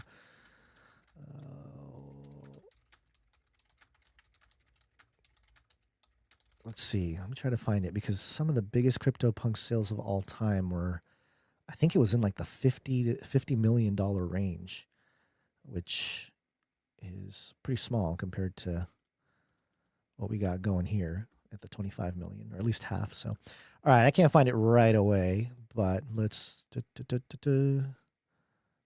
here we go. Oh, no. Who are the purchasers of these NFTs? I'm not able to. Oh, here's one. Tiffany & Co. All right. Maybe this is one that I can use as an example. You know, Tiffany's, the luxury brand. Oh, here we go. There's an example. Tiffany's Alexandre Arnault joins the NFT CryptoPunks community. The son of Bernard Arnault has a new PFP. This is back in February of 2022. The profile picture NFT phenomenon used on social media handles. The move comes just a few days after his father expressed caution regarding the metaverse bubble. That's hilarious. So his dad was like, the metaverse is a bubble. So his son spends $416,000 on a picture of a CryptoPunk. But yes, this was widely regarded as a marketing event for Tiffany & Company, that they would spend nearly $500,000 on a picture of a CryptoPunk for marketing purposes. And so, you know, as an investor of NFTs, if you can purchase them when they're much lower and then sell it to somebody like Tiffany & Co., that is a good investment, right? If you mint them for free, or you pay a couple $100 or maybe even a couple $1,000 for an NFT, but later down the line, you're selling it to huge companies who want that moment. They want that public moment of, hey, we bought this, we're cool too, kind of thing. Then there you go. That investment paid off. So that's kind of the game here when it comes to NFTs. But that's the story I wanted to touch on because, first of all, why isn't anybody coming to us and buying our NFTs that we don't have for $25 million to start a podcast back up? Number one. And number two, you will never see that from us, by the way. And number two, why is Coinbase even doing that? Well, again, they are trying to take over some different platforms. They're trying to be the central location for all of crypto in the West in America. Coinbase, obviously Coinbase tied in with the intelligence folks. You know, they can track everybody's accounts much better with blockchain and stuff. So it's a company to keep track of. Because they are one of the biggest movers and shakers in Web3 and crypto. Okay. So with that, as part of that, owning cryptocurrencies is going to become more important. Of course, gold and, you know, physical assets and bullets and, I don't know, depending on where you are, maybe a few cases of cigarettes will get you out of trouble. But owning some crypto might be important in the cybernetic era because of the types of things that are taking place out there concerning robots. Now, I'm going to call this a Flippy update, even though this wasn't technically a Flippy update. It was more of a robot update. But let's just call it a Flippy update. Flippy update. Do you want fries with that? Now, Flippy is the disembodied robot arms made by Miso Robotics, whom we identified early on in the seed rounds of the arm, Flippy, that flips burgers. And we did not invest in it. We should have. We probably would have been doing okay had we invested in the seed rounds. Actually, I don't think we could even invest in the seed rounds because of something called accredited investors. You have to have a certain amount of money coming in or in your bank account to even invest in some of these opportunities. Your normal person like myself, we don't have access to certain things like that. Well, Web3 and crypto is changing a little bit of that. But anyway, it's Flippy is a disembodied robot arm that's taking over our jobs. Ding, ding, ding, our jobs. You know, teaching our children, whatever the tagline is. You guys all know it better than I do. So this is right along those lines. And this is coming from the New York Times, I believe. Was it the New York Times? Yes, it was. New York Times. Amazon plans to replace more than 500,000 jobs with robots. Internal documents show the company that changed how people shop has a far-reaching plan to automate 75% of its operations. Okay. Interviews and a cache of internal strategy documents viewed by the New York Times reveal that Amazon executives believe the company is on the cusp of its next big workplace shift, replacing more than 500,000 jobs with robots. Amazon's U.S. workforce has more than tripled since 2018 to almost 1.2 million. But Amazon's automation team expects the company can avoid hiring more than 160,000 people in the US it would otherwise need by 2027. That would save about 30% on each item that Amazon picks, packs, and delivers to customers. Executives told Amazon's board last year that they hoped robotic automation would allow the company to continue to avoid adding to its US workforce in the coming years, even though they expect to sell twice as much products by 2033. That would translate to more than 600,000 people whom Amazon didn't need to hire. At facilities designed for super fast deliveries, Amazon is trying to create warehouses that employ few humans at all. And documents show that Amazon's robotics team has an ultimate goal to automate 75% of its automations. And the reason why I bring it up in the context of crypto is because these robots are going to operate largely on crypto. They're not going to operate on fiat or physical gold or stuff like that. So it's maybe a thing where in order to front run some of the economic rails for robots and not get pummeled by it or left behind, some exposure to cryptocurrency might help you with that. I'm not going to tell you what to do with your money. Your money is your money. Well, you got to follow the Lord's leading with what you want to do with that. But this is a use case or an argument for, at least in the short term.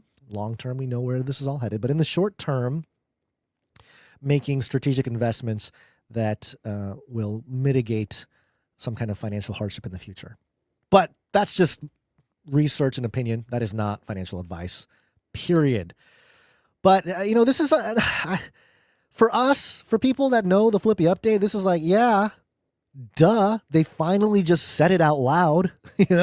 We know a place like Amazon has been working towards this goal for years. And they will argue that this will allow more people to enter the creative markets. And I think we will hear that more often. Creators is a thing, right? Content creators. The creator economy is a buzzword that's starting to build up a little bit more. But truly, in order for more people to become quote unquote creators, they got to be not working jobs that are like delivery people for Amazon or cooking food in the kitchen. They got to be out there. They should be creating more, right? Creating content, creating stuff, creating items, whatever it may be. And in that way, that's maybe probably their argument for like, hey, it's going to allow people to pursue things they love more. Now, the handoff to that, not easy and very challenging. I don't think it's going to be easy. I can see a world where a form of universal basic income is put in place and try to make a soft landing when it comes to the shift. But we know if government repeats itself or works in a pattern, we know that when something like that gets implemented and pushed through, very difficult to pull back. You need a guy like Trump coming in, making AI videos pooping on his enemies before stuff can, quote unquote, change. So I'm not saying that's a good thing or it's going to happen, but I could see the universal basic income crowd becoming louder and louder in the context of this type of move because they're going to be losing their jobs and they're going to need ways to live. And that's the thing, if you would have just been a little bit prudent and invested in the rails before the transition, you might be in better shape than people finding out about it after the fact. But that's really the case with anything. The earlier you are, the crazier you sound, the crazier you look until you're not. And I know this personally, talking about transhumanism in 2011, 2012, in the context of Bible prophecy, talking about the Nephilim earlier on, even talking about global lockdowns, quarantines, viruses, vaccines, well before they implemented that stuff. And now our show is just another show talking about that stuff, nothing special. Not that we were so special back then, but just that, it's not crazy anymore. It's just everyday news. And in the same way, I think that that principle will apply as robots take over factories and jobs and a whole lot of stuff that won't require human equity. And, whether you think that's good or bad, it probably depends on where you stand or where you sit with your bag and your wallet. Where are you in that chain of financial exchange? Because if you're just kind of going along with the crowd now, the people that are going along with the crowd are going to be the ones that are going to be hurt the most when stuff actually transitions. And of course, I think for people like us who are ahead of it, it will be our job to make sure there is the least amount of pain, right? Especially if you're in a financially beneficial spot with all of this, it will truly reveal a person's heart, because if they're going to hoard it for themselves, or are they going to actually help others in that process? So it all goes back to biblical principles for me, no matter how crazy things get, and leaning on those basic biblical principles is how I think we're going to survive a lot of this stuff. It even says, in the book of Revelation, those who abide by the truth, or those who basically never give up on the truth, they will be saved. You might even be beheaded in the process, but those are the people that are part of eternity with Christ. So how long have we been going? Oh, I've been going kind of a long time. Wow. I didn't think I was going to go that long. Let me finish up with one more story and I will get out of here. And this has to do with DNA. 'Cause I'm DNA. And China. This is an exclusive from dailymail.co.uk. How China is stealing American DNA to create communist super soldiers.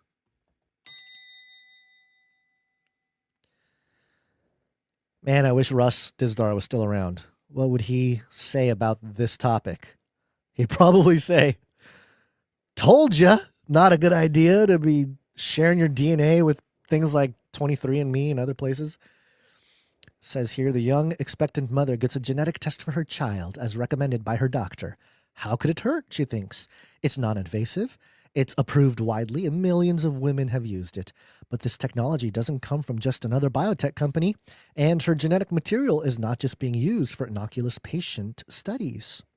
The Nifty test, a brand-named product of BGI Genomics, was developed in China with the support of the People's Liberation Army, and the genetic information obtained ostensibly to detect Down syndrome and other chromosome abnormalities in unborn children is also used by the Chinese military in areas including what is chillingly calls, quote, improving population quality. It has not been approved in the US, but it is available elsewhere globally in Europe, Canada, and Australia. I've spent my career as the crossroads of intelligence and technology. As a young man, I was a CIA-trained case officer operating on the ground of Iraq and other countries around the world. Hold on, who wrote this? Anthony Vinci. Tony Vinci wrote this. Tony Vinci, CIA-trained officer. Why are they all CIA-trained? I'm sorry, but there's a common pattern recently where all the people coming out and saying things have connections openly to the CIA. Later, as the chief technology officer for the National Geospatial Intelligence Agency, the NGA, I was responsible for introducing the use of AI to analyze satellite imagery and data from other sources like drones. We worked hand in hand with other top secret intelligence agencies and special operations units to help keep our country safe from enemies. And the most serious threat I've seen comes not from the terrorists or insurgents I faced in Baghdad. Our biggest adversary by far is now China. This makes me believe that this is more propaganda.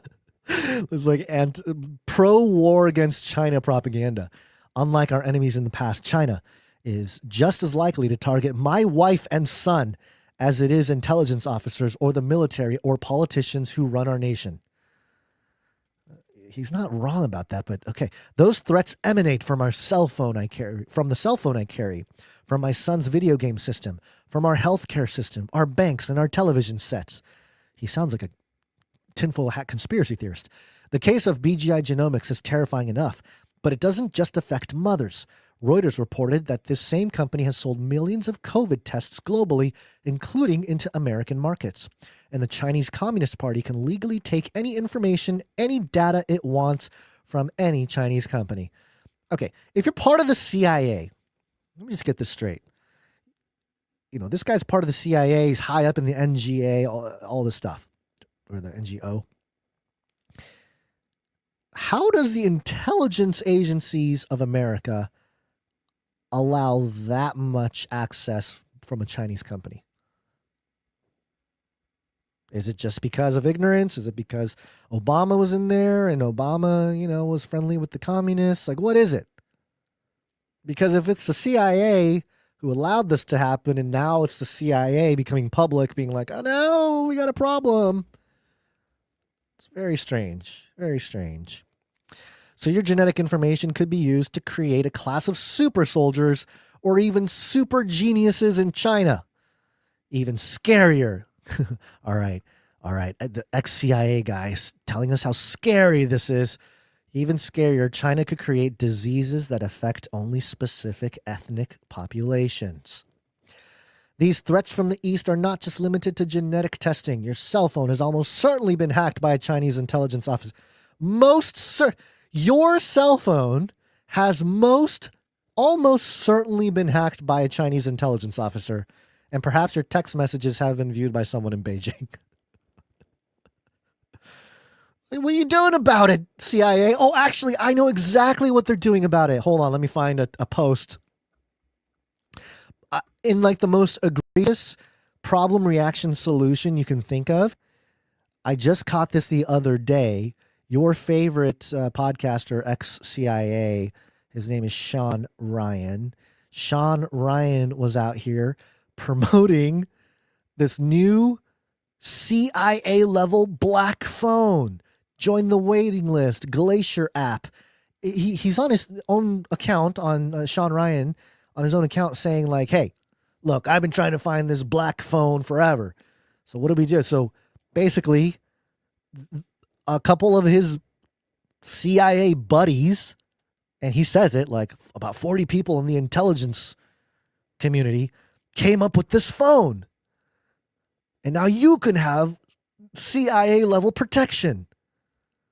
And it's like, what? What are you talking? Wait a minute. You couldn't just help prevent it in the first place, or maybe help Apple, or help, I don't know. There's so many different ways they could have done this, but no. Your phone is a problem. The Chinese have already hacked it. You got to get yourself a CIA level black phone, and a great time to develop a product for just that occasion. It's a little too convenient if you ask me. So yeah, okay, all right. Ex-CIA guy saying how all of our stuff is being tracked on our phones, and it's the trajectory or what's the word I'm looking for? The angle of attack. I can't remember the exact phrasing I'm looking for, but you kind of know what I mean, right? The word just came into my head again, and then it disappeared like a quantum wave. It just wisped away into nothingness. Vector, attack vector. There it is. I grabbed it through the quantum realm back into my brain. Yes, our cell phones being an attack vector of some foreign intelligences. Yes, of course, but also our own intelligence as well, right? That information can one day be used to blackmail you or someone in your family, or target an information operation against you to disrupt our democracy or otherwise harm our interests. Yes, all of our private information can be or will be used against us, even if it's not true.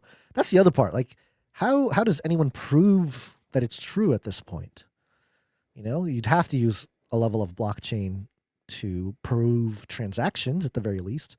If you or your friend or child have used TikTok, you've likely been part of a covert influence campaign. Yes, we know this. We've said this for years.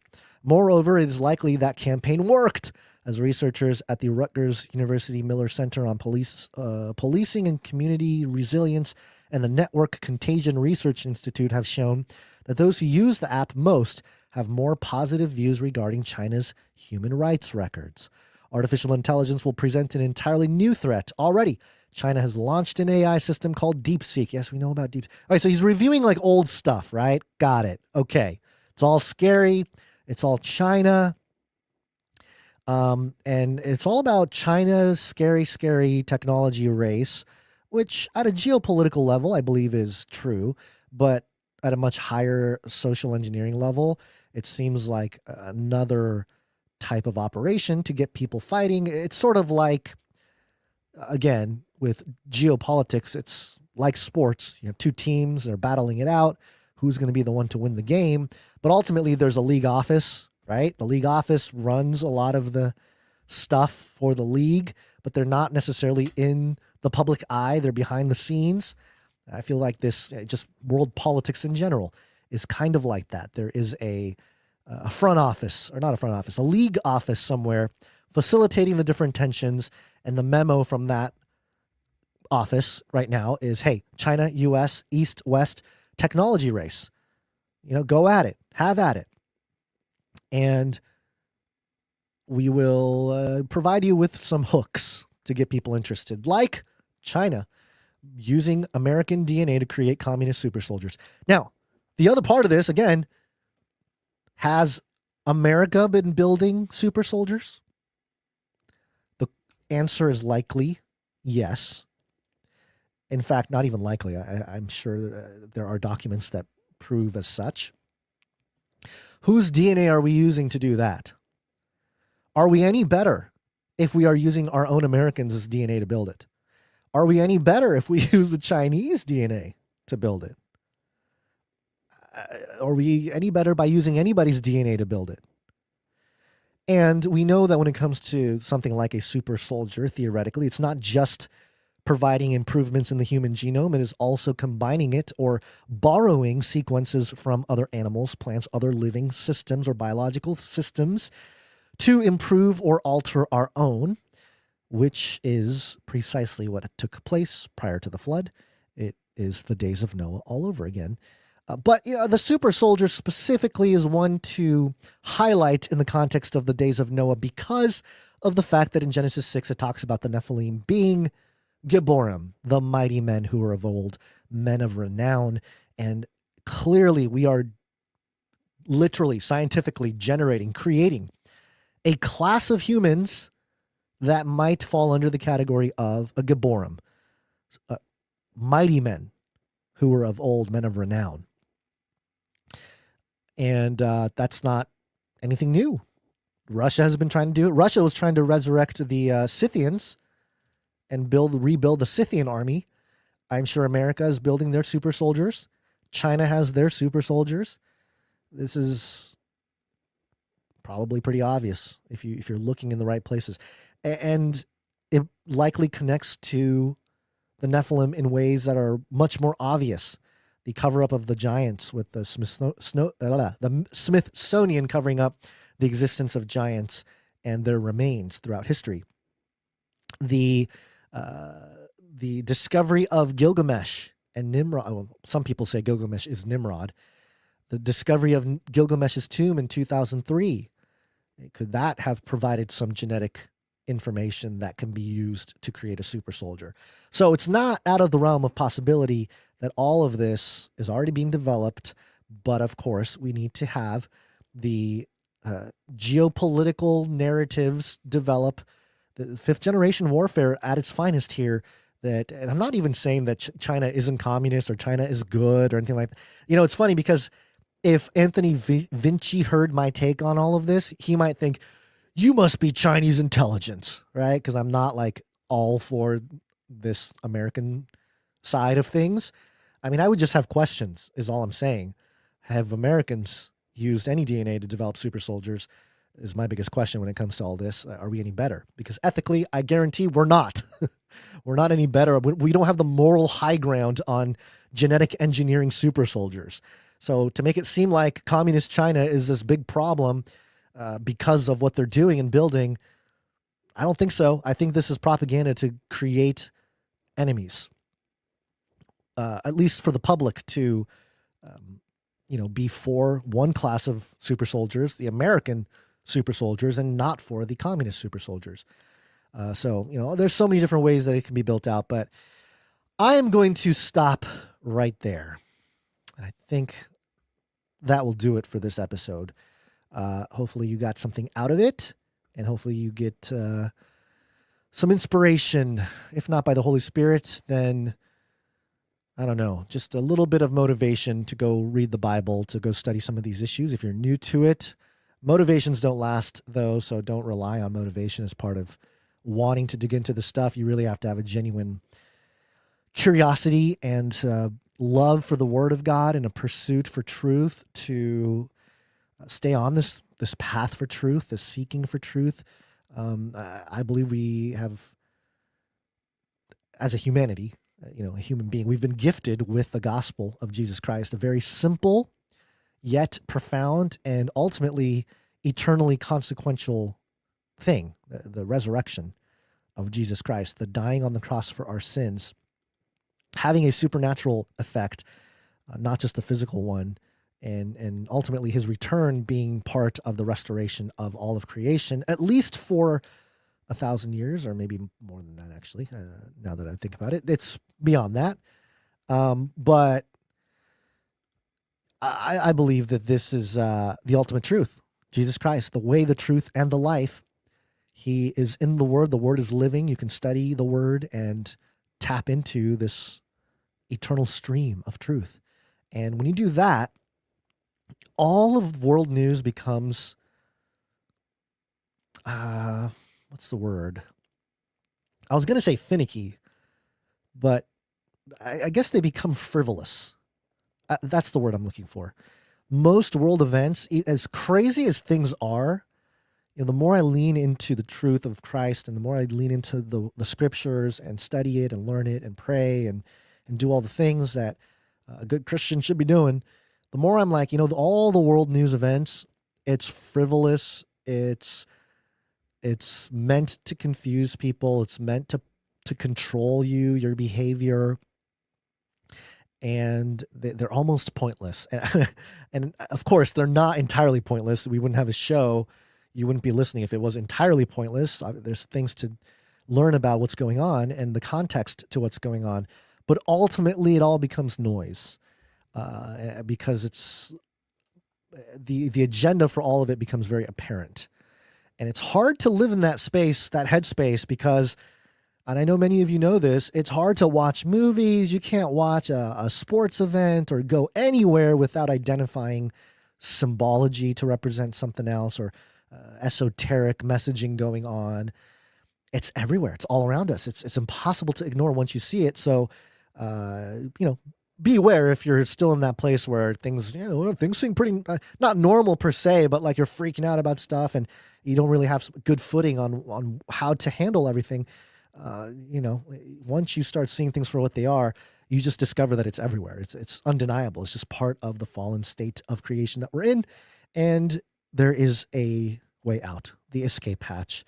It's found with Jesus Christ, the blood that was shed on the cross for our sins. And through that, there's redemption. And through that, there's restoration. And through that, we are changed. We are born again, and we are renewed in so many ways. And even though, parts of us are still there, we're trying to get rid of our old self. We're trying to die to our old selves and really put on that resurrected body. But until that happens physically, which we are promised, which Jesus' resurrection demonstrated, the power at which God operates when he wants to in the power to overcome death. Once that takes place, there you go. A lot of prophecies will be fulfilled and we will perhaps be reunited with loved ones and see everything for what they really are. And in looking at that blessed hope, the story about quantum computers and AI taking over and blockchains and, the Department of Homeland Security posting crude images and, all these different stories, they're kind of frivolous. They're kind of, it's just kind of like, yep, the world doing what the world do. And we're all just waiting for Jesus to return because things are going to keep getting bad. And of course, we should step into places where there are gaps where we're able to and present an opposing view or try to stop from certain totalitarian things or evil things to take place. That is our job. But that shouldn't be it shouldn't be something that necessarily gets put on the timeline every time. And I think that's where our perceptions are all skewed on social media, is that you only see what you see on social media on the timeline. So, you can see someone donate a lot of money to a charity or something, but if they're out there saying, hey, we donated to charity, well, that serves as good social credit or social perception. But if that's all they're doing it for, it's probably not a great place. And that's where, the heart comes in, your intentions come in, and that's something that only God can analyze. It's not for us to analyze. But knowing that, we can, sort of handle things going on out there with a little bit of a grain of salt, and knowing that there is an ultimate truth, and trusting God will take care of all of it in the end. The true justice will be had through Christ. So there you go. Okay, if you get something out of this show and you'd like to support us, you can go to canarycry.support, become a producer of the podcast. That's a real title. You can put it in your resume, your CV, your LinkedIn profile, whatever it is. You can say you are a producer of Canary Cry News Talk, and you can even list your level and how long you've been producing and all those things. And if there is anybody that needs us to vouch for you, we can do that too. It hasn't happened a whole lot, but that is something we are open to. If you're trying to get a job and you want to show that you have experience producing a podcast, you can actually say, hey, I helped produce this podcast. And, if we get an email or something, we can respond and say, yep, facts. This producer, in fact, did help support the podcast or produced the podcast. So that's an option for you. You can see at canarycry.support all the different ways you can support the podcast with your treasure. We appreciate every bit of it, and we will thank you properly when Basil gets back. And also, I believe yesterday was Basil's birthday. So again, birthday wishes to Basil, and we'll do that properly when he gets back. Also, supply drop, canarycrysupplydrop.com. Look for your supply drop if you are part of it. Join in if you want in on the fun. I think stuff is getting out there already. But yeah, if you do have pictures of it and stuff, share it either with us or on the timeline on get an X account, share it on X, put it under Face Like the Sun or Gon's post or the Canary Cry page or something. Just get out there and do it, just so, you don't have to dox yourself or anything. You can just show the stuff, and it'll just provide a way for other people to maybe look at the stuff and go, hey, this is pretty cool stuff. What is it even about? And they can maybe learn about the podcast that way. So you would actually be producing the show in that way just by taking photos of your stuff that you get as a supply dropper, or a t-shirt council guy taking a picture with the t-shirt, stuff like that. So there you go. Also, Canary Cry stuff, more specifically, coffee, Cage Rattler coffee. Go to cagerattlercoffee.com and you can support the show and get your caffeine fix all at the same time. Cage Rattler Coffee, where value for value never tasted so good. Yep, you can get all kinds of coffee there. Your Nephilim Hunter Dark Roast. You got your Emu Wranglers.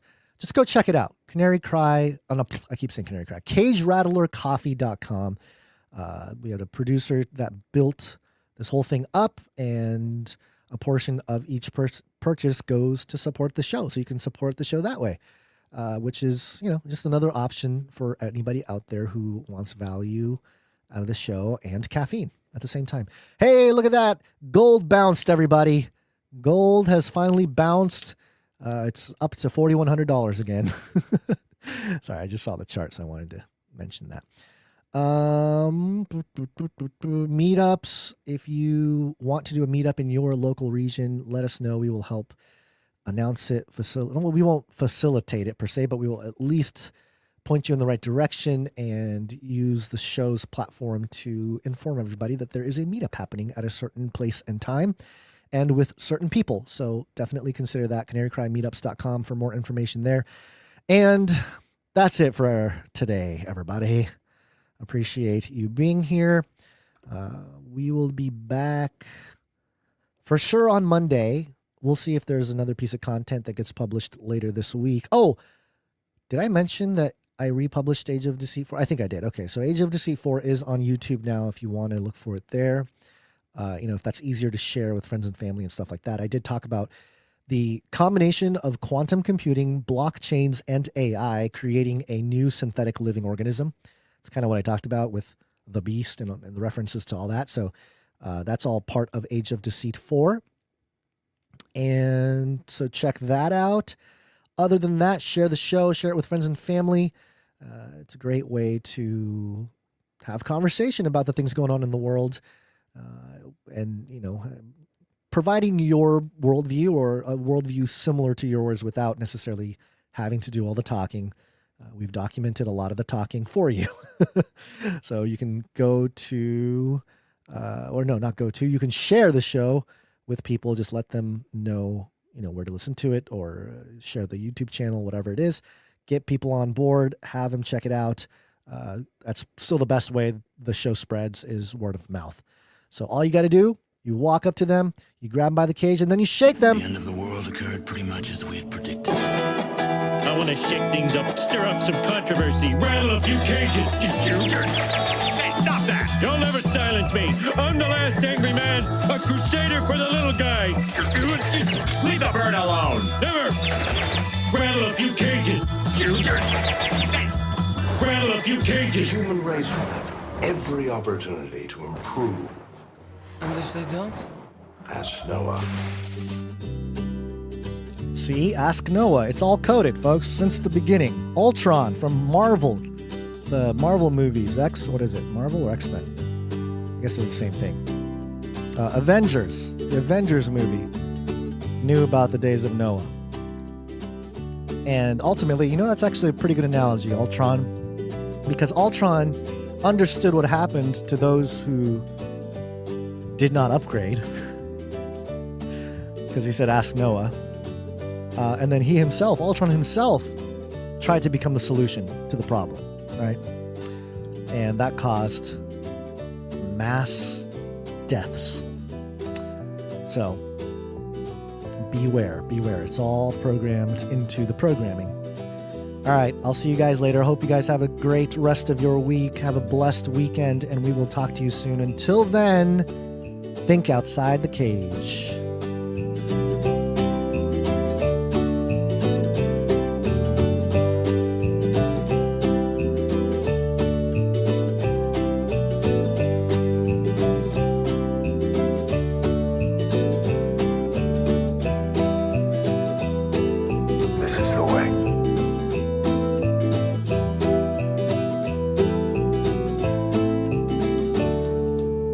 Remember, reality is an illusion. The universe is a hologram. Buy gold. Buy! Welcome to Chinese news. It comes from China. China. China. It's not racist at all, no.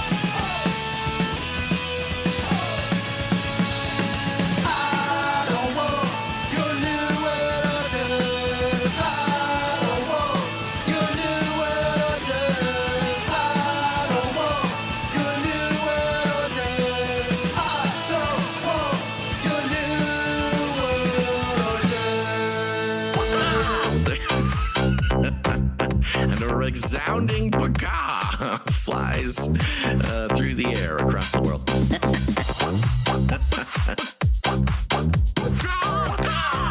Why are you screaming like a wild bird? Rattle their cage. You have a lot of people screaming randomly. Why don't you shout? It'll be their call out. Okay. have a lot of people screaming randomly. Go ahead and Why don't you shout?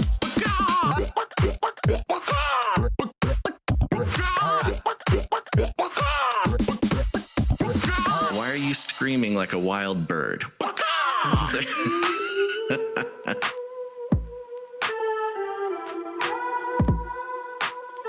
It's like got the Neuralink upgrade or something. Right?